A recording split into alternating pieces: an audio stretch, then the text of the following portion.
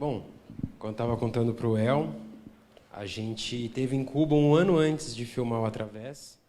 Eu, o André e o Aurélio, inclusive, a gente estava filmando o documentário do Aurélio. Aí a gente ficou uns dias na ilha, eu e o André. Foi quando a gente filmou um curta-metragem que chama Estação Bahia, que na verdade é um curto ensaio para esse longa-metragem. Assim. Foi uma viagem que a gente fez, mais documental. E a gente fez um curta que fala da proximidade entre o Brasil e Cuba. E a gente descobriu uma estética ali, né? A gente fez um filme sem falas, com um narrador em off, e explorou uma estética documental ali que a gente sacou essa Cuba em transição, essa mudança toda. E tempo depois, quando a gente voltou, viu o material, lançou o filme e a gente falou, né? O André também, acho que principalmente, falou, vamos alongar isso, alongar essa estética, vamos explorar essa visão de Cuba e vamos pôr uma atriz para guiar a nossa jornada nisso aí. Foi mais ou menos aí que a gente começou essa incursão que é o Através. Que era uma ideia de fazer um documentário sem ter entrevistas, né? Então, um protagonista, uma protagonista que servisse como interlocutora para as perguntas, para os anseios que a gente tinha de conversar com as pessoas e ao mesmo tempo a nossa ignorância também sobre Cuba, né? A gente tinha pesquisado bastante, eu sempre gostei, já tinha ido uma outra vez também quando era menor e conhecia bastante da história e tudo, mas é diferente, né? Quem mora lá, quem tem né? Quem gosta do modelo de Cuba político, quem não gosta, por quê? Assim, a ideia era respeitar os lados, não fazer um filme nem que a maioria dos filmes que eu vejo assim são contra, falando ditadura, tem que sair de Cuba. Ou os filmes mais institucionais do governo, né? Que é tipo, nossa, uma maravilha, incrível, é tudo perfeito, ninguém reclama, também não é.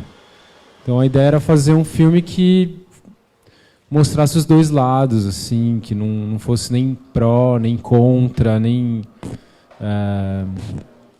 E aí o Através surgiu um pouco dessa vontade, assim. E aí no final...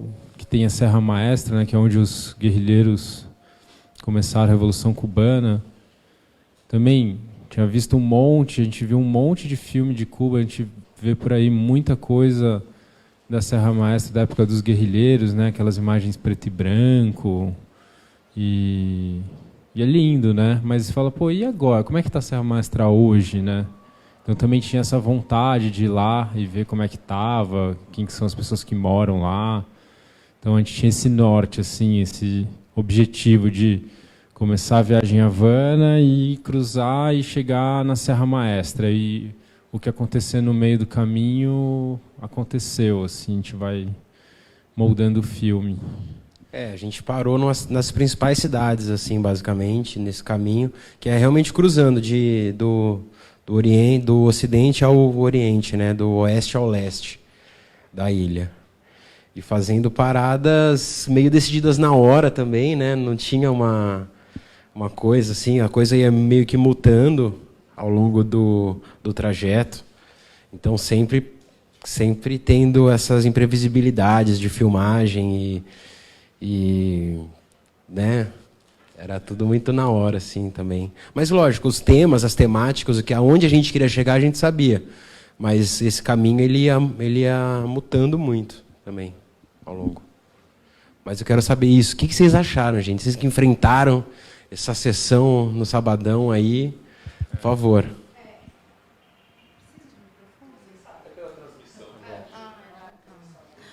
Bom, gente, eu gostei muito, mas demorou um pouco para eu me situar assim, o que era documentário, o que era ficção, porque a atriz era muito boa mesmo, né? E ao mesmo tempo eu sentia que aquela história poderia ser dela também.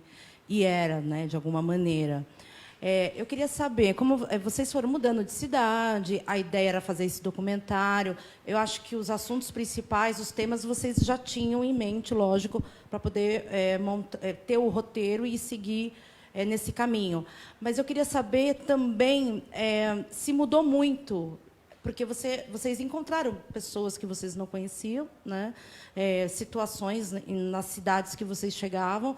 A história ela foi tomando um novo rumo, assim, mudou muito o roteiro ou não? Eu queria saber dessa experiência, por ter essa duplicidade, né, de documentário com a ficção também. Tinha algumas coisas que já estavam definidas, então Manolito ali que é o segundo lugar que ela chega, que tem aquele jogo de dominó, era um lugar que o Davi conhecia o pessoal, então era um lugar que a gente tinha onde ficar e não ia precisar pagar hotel nem nada, então era um lugar que a gente queria ir por várias questões estratégicas assim. Aí o outro lugar que foi assim também era a casa dos avós, que são de fato os avós da Cíntia mesmo. Até rolou ali pô, Cíntia, você vai falar para os seus avós, você vai para os Estados Unidos, não vai matar eles, né? Porque, né? Tipo, ela vai falar mesmo, né? E eles não sabiam que ela falaria isso, né? A ideia era realmente captar a surpresa, né? Dos avós, o avô dela super revolucionário, e aí esse foi um segundo momento também que já estava planejado, e o terceiro é a Serra Maestra. Os outros era a gente ia indo, ia chegando no lugar, e alguns lugares eu já tinha ido uma vez e eu sabia que ia ser legal, então Santa Clara, que ela tenta pegar o trem e não consegue, aí depois tem Camagüey, que rola aquela história, né, do estupro. E aí algumas coisas que a gente ia pontuando, ficção, era aquela ligação com o namorado, né, então, que na nossa cabeça era uma coisa que ajudava a contar um pouco do que a personagem estava pensando para o espectador, né, ela falando com o namorado lá nos Estados Unidos. E algumas coisas pontuais, né, como é o estupro, né, que a gente falou, não, precisa ter um momento mais dramático, né, para o filme também não ser uma linha horizontal só, ter algum drama, sabe, alguma questão ali. Mas foi assim, uma coisa que a gente ia todo dia de manhã, acordava, ia para o café da manhã, e aí, gente, está funcionando? O que está faltando? Vamos por que caminho, sabe? Ainda, principalmente no começo do filme, que ainda tinha muito filme pela frente, sabe? Para onde a gente vai? A gente conversava com a própria Cíntia, falava, e aí, Cíntia, o que você acha? A ideia do estupro foi dela, assim, não, acho que podia, esse tipo de coisa que pode acontecer. Ela até pontuou, mas não é tão, isso é muito difícil de acontecer aqui em Cuba, mas é uma coisa que poderia acontecer e tal. Mas ela pontuou, assim, ela fez questão de falar, não, tá bom, vamos colocar isso, mas por mais pelo filme do que pela realidade mesmo que rola lá, sei lá, foi o que ela disse. Eu tive essa impressão Eu tive essa impressão de que vocês decidiam, no momento que chegavam à cidade, o rumo da história. Assim, essa foi a minha sensação. Achei bem interessante, bem legal. Mas por que você achou isso assim? Porque é como você vai numa viagem, né? Você tem um roteiro pré-estabelecido, algumas pessoas não têm esse roteiro, preferem ir na surpresa total. Mas mesmo você com todo o roteiro pré-determinado, você tem surpresas boas e ruins, né? E eu não sei se eu embarquei junto com ela, é como se eu não... e agora? O que vai acontecer?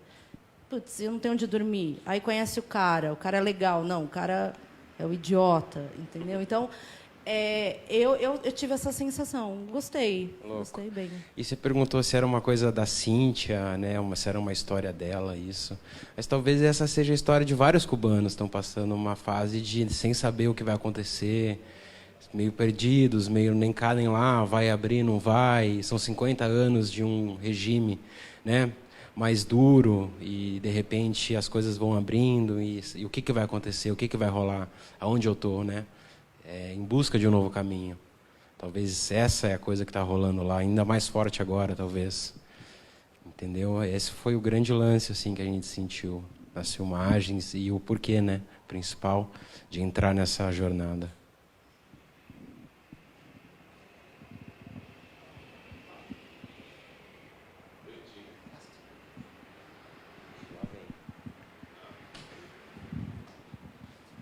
Olha, primeiro parabéns, né, pelo desafio de fazer um filme num outro país, né, em outra língua, apesar de a gente ver ali influências da cultura africana do Búzios ali, que tem também no Brasil, né, você vê assim, pra gente ser, não parecem, somos latinos, né, todo mundo acaba entrando ali no mesmo bojo, assim, então há um elo cultural, mas é um outro universo, né, porque são muito mais perto dos Estados Unidos, né, fala espanhol, mas já está ali em contato com o Império mesmo e tal. Então, parabéns pelo desafio, né? Pela ousadia de fazer.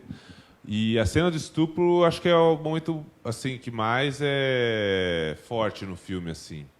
E o cara ele faz questão de falar das medalhas do avô e tal, né? E como foi a construção dessa cena mesmo, né? Porque ela é a mais, na minha opinião, foi a mais marcante. Como é que, sabe, porque tem toda a progressão, né, da relação. Eles se encontram na rua, aí eles vão comer num lugar, aí vai rolando o clima, vai esquentando, aí eles vão tirando a roupa, e uma hora eles estão nus mesmo, e atuando, e falando, e de onde é que vieram aqueles diálogos, e se aquilo ali é uma metáfora para alguma coisa também, né? Eu interpretei que talvez seja, assim, meio que assim, um mundo fora de Cuba, né? Aquele homem representa um pouco esse desejo de sair para fora de Cuba, talvez, quando ele fala, França, Estados Unidos, o que vai fazer lá e tal. Então, falar um pouco dessa cena mais. Cara, Ele era um ator, né? ele é ator também. A gente recebeu uma crítica muito louca do Bruno Carmelo, do Adoro Cinema. Ele falou que ele estava vendo um filme até chegar essa cena do estupro. Depois ele viu outro filme. Assim, ele falou que o filme vinha numa progressão, numa coisa mais documental, tal, e depois o filme mudou. Ele nem gostou, na verdade, disso também. Mas essa construção, o que a gente pode falar dessa construção? Cara, foi uma baita construção. A gente precisava de um turn, né? No meio do filme, assim, a gente precisava fazer alguma coisa que trouxesse algum drama, alguma mudança para ela querer sair de Cuba. A gente sabia que tinha que ter isso desde o começo aqui no Brasil, já estava previsto na escaleta do filme, mas a gente não sabia exatamente o que seria, né? Começou assim. Aí a gente foi, ali o filme foi desenvolvendo, tá? A gente falou, mano, e aí? Mas também a gente não... E a gente pensava até, putz, o estupro é uma coisa que super poderia acontecer, né? Já que ela é uma mulher viajando sozinha. Mas a gente também não sentia vontade de propor isso para a Cíntia. Né?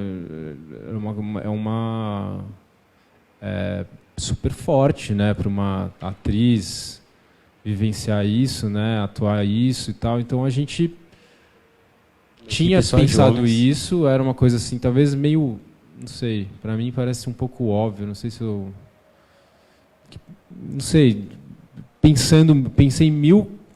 tentei pensar em 1000 opções do que poderia acontecer, essa coisa do estupro sempre vinha para minha cabeça, mas a gente não queria falar isso para a Cíntia, não falamos nada, e aí chegou num café da manhã, ela falou, e se fosse um estupro?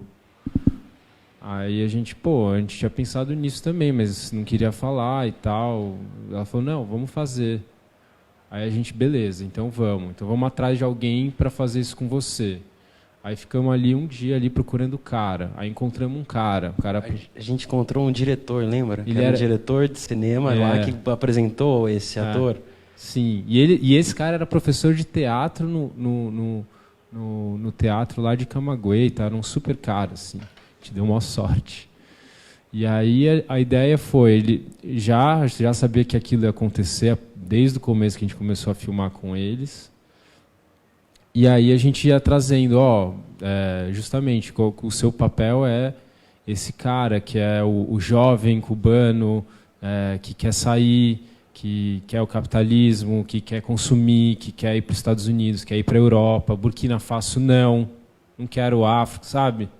Ele representa isso, né? A nossa ideia era, sim, ele era um simbolismo disso que estava rondando assim, a Cíntia, esse desejo de ir embora, e ele representava isso. Ele fala, todo mundo vai para lá, por que você está voltando? Né? Porque todo mundo que está no Oriente de Cuba, nas cidades menores, estão indo para Havana, que é a capital. Então, por isso que ele fala, todo mundo está indo para lá, está indo para Havana, ela está fazendo o caminho contrário.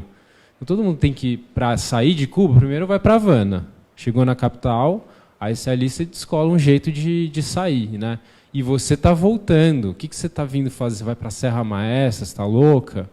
Né? Um pouco, né? Ele meio puto, ele sem entender também. E aí, a gente, no dia que a gente foi filmar a cena do estupro mesmo, propriamente dito, que a gente já tinha filmado o restaurante, já tinha filmado o encontro deles na rua, na lanchonete, caminhando, já tinha filmado tudo, falando, não, agora falta a cena do estupro. A Cíntia fechou a cara. Ela não queria falar com a gente, tava puta, assim, não sei, bateu uma coisa assim nela, meu, o que eu tô fazendo? Tipo, meio... acho que ela meio que se arrependeu, assim. Mas ela tinha prometido pra gente, já estava tudo pronto, tal, e ela foi indo, tal, ela, com uma garrafa de Havana Club, tomou a garrafa inteira, tal. E aí a gente falando pro cara, sem falar com ela também do lado, a gente ia preparando os dois separados para a cena, né? Então a gente falava assim, ó, tomou. E aí a gente falava assim, vamos fazer um ensaio, tal, mas ó, ele vai indo, tal, porque a cena é isso, mas meu, a gente para a cena, se você na hora ali de alguma coisa acontecer, você manda a gente parar, ou você empurra mesmo o cara, bate nele e tal, tá tudo você que manda, tipo, né? Não, quem é a gente para dirigir o quanto que ela vai se aprofundar nisso, né? A gente também estava tendo esse cuidado. E, pelo outro lado, falando com o cara assim, meu... A gente falando para ela que era um ensaio, falando assim, meu, eu, sinceramente, eu acho que não tem como a gente fazer mais de uma vez essa cena. Ela não vai querer fazer mais vezes. Então, a gente fala, ó, meu, dá tudo de você agora, porque eu acho que é isso, entendeu? Não vai ter mais outra chance. E aí isso foi meio que desenvolvendo aí uma segurança da Cíntia e essa sede do cara de fazer o negócio, né? Então essas duas coisas elas foram se combinando ali. E a coisa dos diálogos, como no filme todo, nada é exatamente pensado, assim. São todos os diálogos são improvisos dentro de temas que a gente levantava para eles. Então a gente falava, ó, quando você estiver ali com ela na cama, você fala do avô. E eles já tinham conversado do avô antes no restaurante. Então, ó, traz a coisa do avô. Fala por que você está querendo. Fala, meu, por que você está vindo? Deixa ela desconfortável, fala mal, tipo, traz isso. E esse cara, ele era muito bom de improviso, muito bom. E puta chavequeiro, assim, né? O cara, meu, você vê que o cara, não, você não quer ir para minha casa? Ah, que cara é essa? Ah, não tem ninguém para te convidar? Não, mas eu não estou te convidando, sabe? Ele vai construindo e desconstruindo ali o discurso dele até ele conseguir o que ele quer. E aí essa cena a gente foi construindo desse jeito, com improviso, dando temas para ele falar para ela e tomando um cuidado com a Cíntia para ela se sentir segura e à vontade para fazer a cena. Né? Acho que foi isso. Eu vou monopolizar aqui. Você comentou que antes de sair daqui, quando eu estava pensando no roteiro, você tinha em mente algo como a violência. Você queria colocar esse tema de alguma maneira, é isso? Eu entendi errado, é isso? Não, acho que não a violência, mas era... A gente queria que fosse um filme com uma mulher protagonista, negra, viajando sozinha. E a gente pensava em situações que poderiam acontecer com ela, de racismo ou mesmo de violência sexual, pelo fato de ela ser mulher. Então, de alguma forma, a gente queria trazer essas questões para dentro do filme.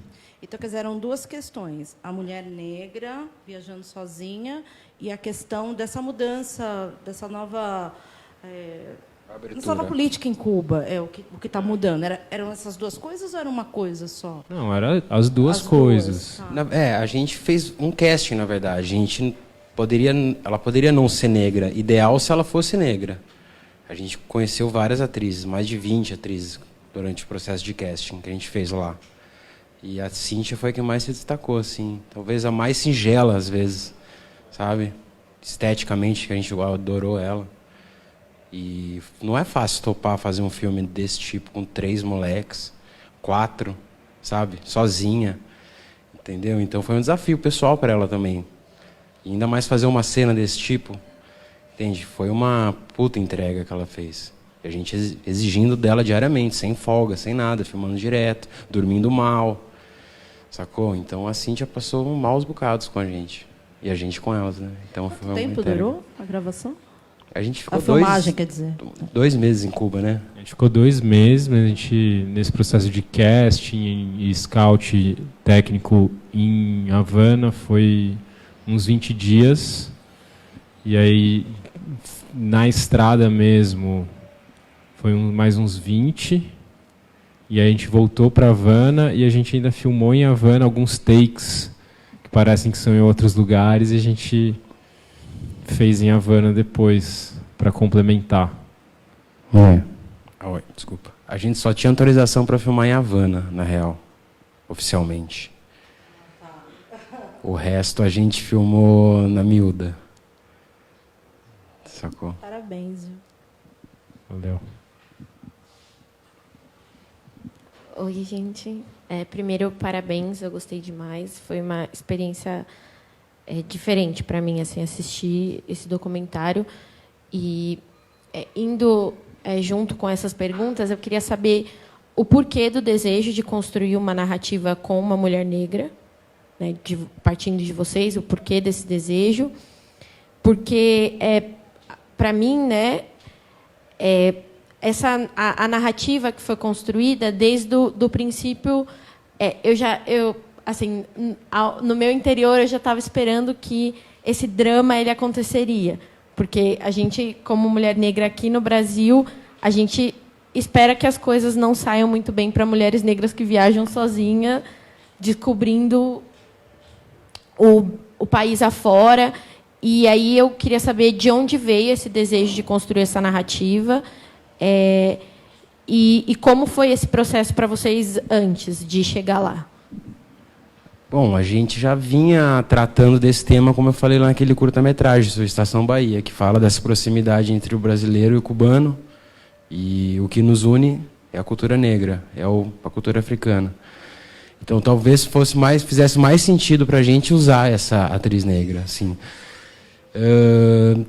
Talvez não existe tanto essa coisa do racismo assim lá em Cuba. Eu não sinto tanto essa questão assim como aqui, talvez assim. Talvez as coisas lá são mais relax quanto a isso, quanto ao negro. O negro ele é em maioria, então, por mais que seja aqui também, mas lá eu sinto uma situação mais relax assim. Mas é vulnerável para qualquer mulher branca ou negra viajar sozinha, né? Independente da sua cor. Acho que, assim, mas a gente também estava... Quando a gente falou, podia ser uma negra, né? Mas a gente foi fazer o casting, tinham várias negras, várias brancas, e a gente estava disposto a escolher a melhor, independente da cor. Então, nesse momento, a cor não influenciou. A gente escolheu por quem a gente achava mais talentosa. E aí, a ideia foi abordar de uma forma muito respeitosa também por a gente ser homem, branco, e de uma forma natural, assim, tentando trazer também... A Cíntia tinha um papel de trazer as questões dela também, né? De trazer as coisas e construir esse personagem junto com a gente. Então, essa parte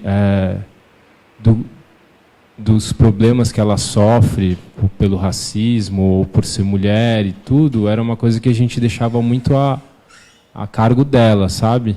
Dela trazer, assim. E a gente queria fazer com uma mulher, a princípio, em primeiro lugar, porque a gente vê tanto filme, né, de road movie, filmes normais, mas pegando esse gênero, que era o que a gente estava indo atrás, sempre são homens viajando, né? Até teve uma das críticas, eu acho que foi uma das críticas que eu mais gostei, que saiu na época, que era uma crítica lá de Buenos Aires, Argentina, e ela falava, poxa, é muito legal que é uma mulher viajando, porque eu estou tentando lembrar que um road movie com uma mulher, eu só consigo lembrar de Thelma e Louise, e eram duas. Uma mulher sozinha viajando, eu acho que eu nunca vi. E ela tipo, tinha gostado muito disso, assim. Eu fiquei super feliz, assim, de, pô, que legal que ela sacou isso. E aí a Cíntia era muito talentosa, ela era negra, falou, então vamos trazer isso para dentro do filme, assim. Mas também sem querer, acho que a nossa ideia não era colocar isso também como tema central, sabe?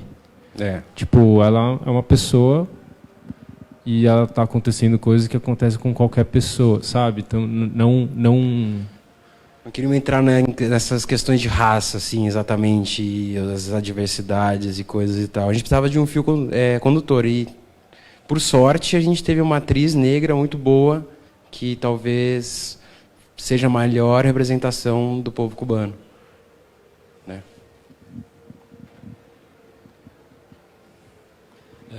Muito boas as colocações que foram feitas aqui, mas é importante, para não ficar preso somente na cena da violência que acontece no filme, que realmente é uma sequência emblemática e provocadora, mas também compreender essa sequência de violência como parte da metáfora que o filme se propõe a ser.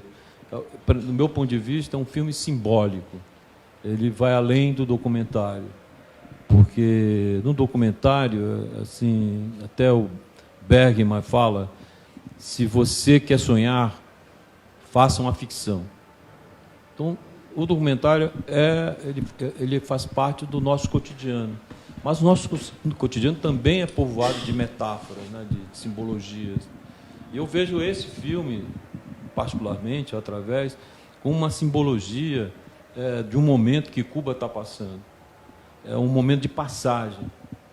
É muito comum você encontrar gente que filmou lá, que conversou com pessoas de vários, da hierarquia social de Cuba, jovens e pessoas mais velhas. Nós encontramos em Cuba um momento que nem nossa família, quando nós percebemos que nossos pais envelheceram e nossos avós já estão bem velhinhos. Então, exatamente o que Cuba está vivendo. Fidel Castro, na época, estava vivo, ele era aquele vovô velhinho. Ele não era mais aquele cara que vinha, falava 6 horas, 7 horas, contra, sabe, revolução e tal. Ele não era mais revolução permanente. Ele era o vovô. Conversava com qualquer jovem, tatuado, assim, ia conversar. Eles falavam um grande respeito sobre o Fidel, mas como fosse o avô mesmo. Então, aquela cena do avô e da Cíntia é aquilo exatamente que nós encontramos Cuba. E é esse momento agora que a gente lê nos jornais de Cuba tentando se enquadrar dentro de uma realidade do mundo contemporâneo, né? Que o mundo está muito mais à direita, mas Cuba, por um milagre, uma ilha que não tem queda d'água, ela não pode ter hidrelétrica, ela não tem nada. Cuba é um país...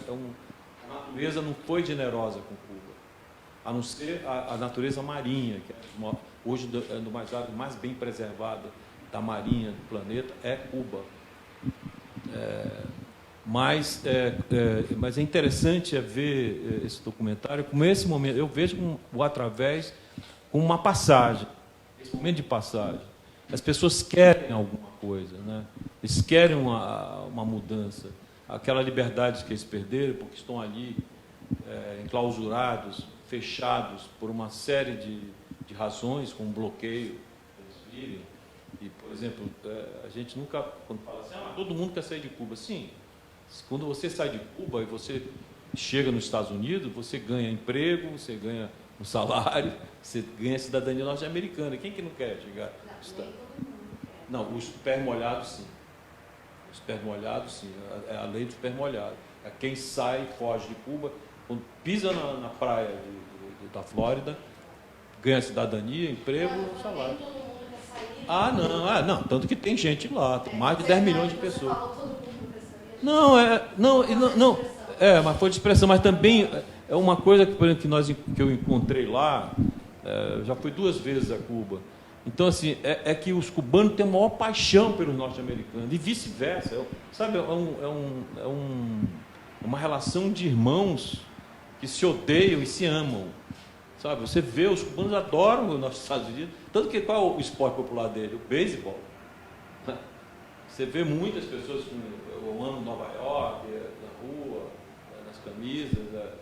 Tem uma cultura americana permanente ali, porque eles estão a 90 quilômetros, assim, é daqui para Campinas a distância. Né? Se você pegar um binóculo poderoso, você vê, um vê o outro. Entendeu? Então, esse filme é muito interessante porque é um olhar de jovens. É outra geração também de brasileiros que já vê Cuba diferente, da minha, por exemplo, que cresceu vendo Fidel Castro discursar 6 horas o Che, sabe, a revolução permanente, a frustração do Che Guevara ser assassinado. Então, essa para a minha geração, é quase impossível fazer um filme desse. É preciso que outra geração, como essa geração agora, que não tem mais compromisso com isso, nem sabe, nem viu, a não ser em filme, fazer um filme assim, com tanta liberdade, capaz de entrar através da revolução e mostrar que as contradições do cotidiano desse povo, que eles incrível como são inventivos, né? Em todos os sentidos. E realmente existe preconceito. Eu conversei com uma pessoa muito importante do Festival de Cinema e ela fala, não, aqui nós negros também somos discriminados. Deve ter, mas não como aqui, é diferente. Os negros estão em todas as funções da sociedade, estão presentes. Né? Mas é interessante, a gente tem que ver esse filme mais como um gesto simbólico, metafórico, de um tempo determinado. Boa.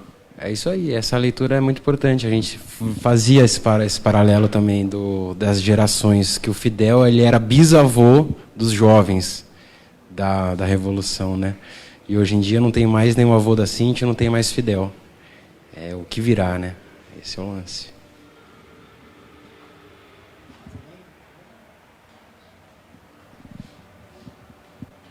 Primeiramente, parabéns aí pelo filme, bem legal.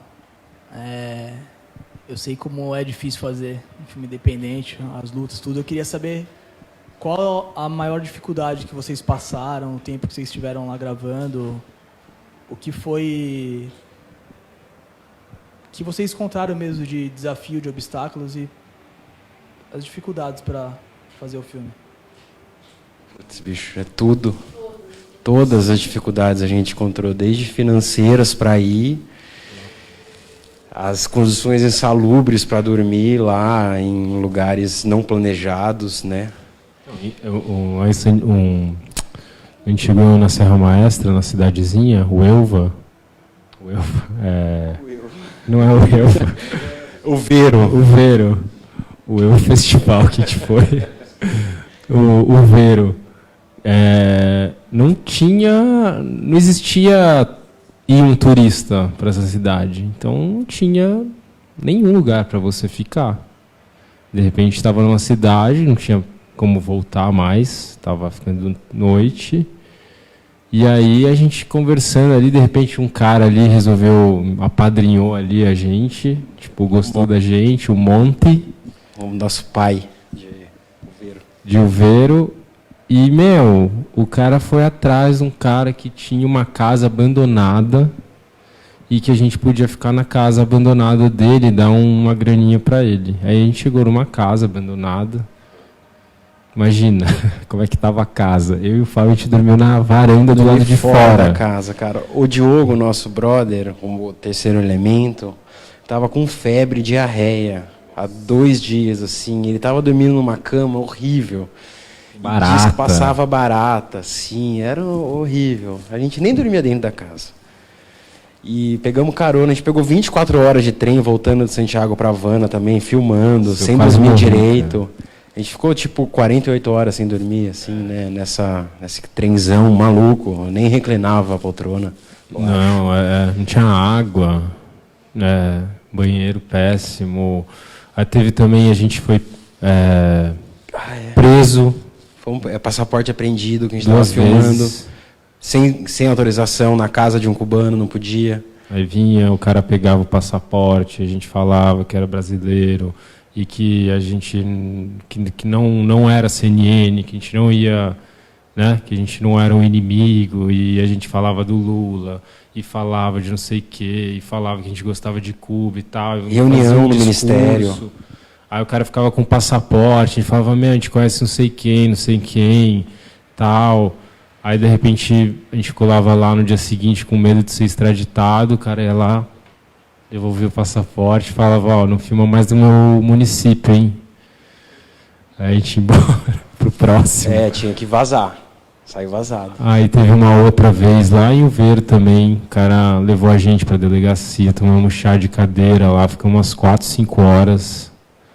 E o cara lá com a gente, ficamos amigos do delegado e tal, mas ele falou, eu não posso ficar liberando vocês, eu vou ter que vocês têm que ficar aqui um pouco. Então era isso, assim, era aquela relação de... Eles também, qual que é eu entendo o lado deles, né? Quem que vai lá filmar assim? Vai lá a CNN mostrar a ditadura, pobreza, miséria, horrível. Eles não querem, né? Óbvio. Você acha que eles vão querer isso? Aí... Quantos jovens muito loucos, independentes, vão lá fazer um filme? Nenhum. Então, eles não tinham como lidar com essa situação, né? Eles não iam confiar como, né, na gente. Pode ser, a gente estava com boas relações ainda, né? Podia ser do Globo, da Veja, ainda. Né? Sei lá. Mas era Dilma, hein? Tinha uma lábia. Claro. A gente estava bem mais barbudo, a gente estava mais Che Guevara, não, fase mais Che Guevara era. Não, e as dificuldades se estenderam, velho, para finalizar o filme, né? Não tinha grana, aí pedimos uns favores ali para mixar. Mano, uma noite antes da gente exibir no Cine Sesc, deu um pau no nosso DCP, a gente estava correndo de moto, eu e o André saindo de moto no meio da noite para ir na casa do finalizador para queimar outro DCP.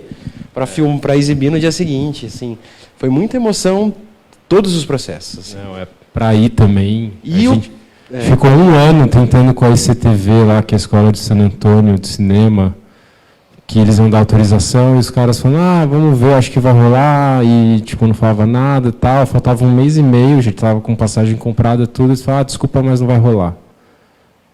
Não, como assim? Tipo, porque a gente precisava de uma autorização para chegar com tripé, câmera, não era assim... turistas chegando com tripé de filmagem, né? Então a gente precisava de uma autorização para chegar. Aí, bateu o desespero, sabe? Mandamos um e-mail pro presidente da Ancine, assim, tipo, ajuda a gente. E foi a salvação. Nem imaginava que ele ia ajudar, mas ele ajudou, cara. Ele conseguiu lá, mandou ligou lá para presidenta do ICAIC, que é a Ancine de lá. E aí a gente conseguiu. Entramos lá com... que a gente, assim, tinha que pagar uma grana para o ICAIC, sei lá, 2 mil euros. 3 mil euros. 3 mil euros. Então tinha que pagar uma nota ali para o ICAIC, e era 3 mil euros porque a gente falou que a gente ia fazer um curta em Havana. Se a gente falasse que fosse a gente apresentou um roteiro. Se fosse fazer um longa na ilha inteira, seria muito mais que 3 mil euros. A gente não tinha nem condições de pagar. E no fundo eles sabiam que a gente ia filmar mais. Eles meio que... Beleza. Deram uma vista grossa. Bom, vai, tá bom. Entregando. E tem as dificuldades também, a gente fez isso coletivamente, 3 pessoas, né? Então tem também essa dificuldade criativa de conceber um olhar em 6 olhos, né? Talvez, eu senti que no set a gente teve uma fluidez melhor, assim, eu acho. O problema foi, para mim, mais foi a edição. Editar em 3 pessoas, assim, não é fácil, brother. Assim, você tem que brigar, você tem que justificar porque você quer aquilo. E, sabe, assinar em cartório e falar, velho, é isso. Sabe, é muito difícil ter que convencer 2 pessoas do que você quer, então a hora da edição eu achei que foi mais difícil, mas no set a gente funcionou bem melhor, assim. Mais alguém? Bom, gente, eu queria agradecer a presença do Fábio e do André, de quem está assistindo a gente também na internet. Quem conseguiu vir aqui hoje, pleno sábado, estamos firmes. Cine Tapera, mais uma vez, obrigado. E acho que, para encerrar, vocês poderiam falar quais os próximos projetos, né? Se está vindo algum longa, o que está vindo mais para frente, assim, de vocês dois, estão trabalhando juntos em alguma coisa. E acho que é isso. Obrigado, gente. Cara, eu tô fazendo um curta autoral com um tio-avô, lá do interior, assim, uma piraçãozinha.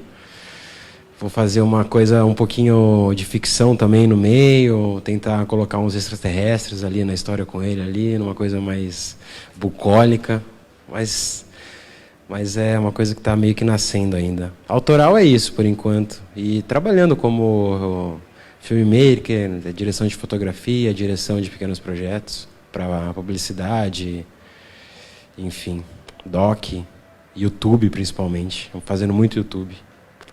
Entregar views, uma doideira isso. Eu estou com um projeto autoral agora que surgiu da ideia de filmar a história do Leandro, que é o namorado da Cintia, a gente nunca vê, né? Que está nos Estados Unidos. Eu falei, puta, eu queria filmar o namorado da Cintia, da vida pro personagem, que não existe. Aí isso foi se transformando e virou outra coisa, aí virou a história de um cubano que nunca foi para Cuba, que é um cubano que nem se sente mais cubano, ele acha que ele é um americano, tal, que ele acha que ele não tem mais raízes cubanas. E aí o pai dele, que é cubano, que é um Marielito, que foi para os Estados Unidos nos anos 80, tal, que é um cara super de direita, Trump, não sei o quê. De repente esse cara morre, ele distante do filho e tal, o pai nos Estados Unidos também, ele morre e deixa como último desejo o filho levar as cinzas dele de volta para Cuba. E aí eu estou fazendo essa história agora, a história do cubano que nunca foi para Cuba, né, a volta dos que não foram. E aí ele precisa levar as cinzas do pai para Cuba. E aí ele sai de Nova York, vai descendo os Estados Unidos, um pouco nesse formato ficção documental, encontrando outras pessoas, outros imigrantes, filhos separados dos pais, toda essa confusão aí que está acontecendo lá, e indo em direção a Miami para conseguir entrar de alguma forma clandestina com as cinzas num barco para levar para Havana, e aí eu já tenho esse personagem, já conheci, já fiz uma pesquisa, fiquei 2 meses em Nova York procurando ele, encontrei depois de uma epopeia. E ele, de fato, é um cubano que nunca foi para Cuba, o ator que vai fazer, o Juan. Então, quando a gente estiver filmando ele chegando em Cuba, vai ser, de fato, o olhar dele pela primeira vez para aquele lugar que ele nunca foi, mas que ele faz parte, né? Ele nasceu em Orlando. Os pais são cubanos. E aí, no começo do ano, estava nevando e tudo lá. Eu fui para lá, a gente fez um promo do filme. Tem um promo aí para assistir. E aí estou na batalha, consegui dinheiro para fazer o projeto. E fora isso, fazendo dirigindo publicidade, essas coisas dão dinheiro, né? Para gastar tudo depois fazendo filme autoral. É bem isso. É isso, gente. Vamos encerrar por aqui. Obrigado a todos. Até a próxima. Cine Tapera agradece. Obrigado. Valeu, obrigado.